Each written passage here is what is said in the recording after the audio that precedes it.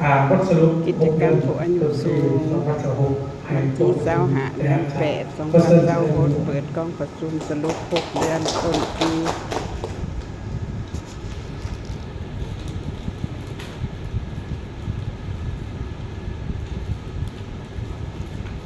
ในแบบบัญชีประธานสังคมผู้อายุสูงเลยค่ะรายงานประธานห้องประธานคณะบริหารงานหัวหน้าหน่วยห้องหน่วยเฮียนฐานบรรณาวิทยาประธานหน่วยการสังคมผู้อายุสูงห้องคณะโดยได้รับอนุญาตจากกองประชุมข้าพเจ้าได้นำเสนอ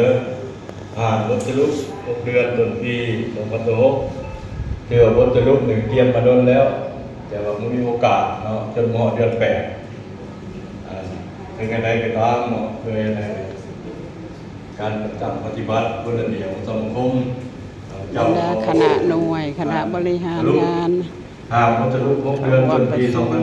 2026สภาพของสังคมผู้อยู่สูงแขวงสังคมผู้อยู่สูงแขวงหลักเขตใต้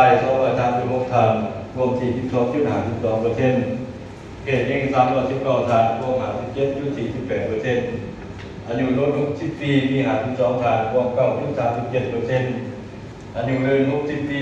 451ทางรวม90.63%แต่ในตัวจริงห้องคนนี้เป็นมีอยู่ทั้งหมดสมาชิกของห้อง571ทางสังคมผู้อยู่สูงแขวงทั้งเขตของประธานหน่วยคณะบริหารงานเลยเนาะ19ทางเพื่อยิ่ง8ทางเสียชีวิต1ทางขณะที่ผู้ชาสังคม9ทางเพื่อยิ่ง3เสียชีวิต1ทางสมาชิกกิติมศักดิ์5ทางยิ่ง1ทาง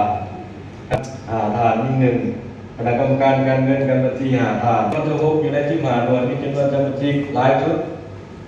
68ทางหน่วยชุด72ทางคือว่าหลายชุด72แล้วเนาะเพื่อให้หน่วย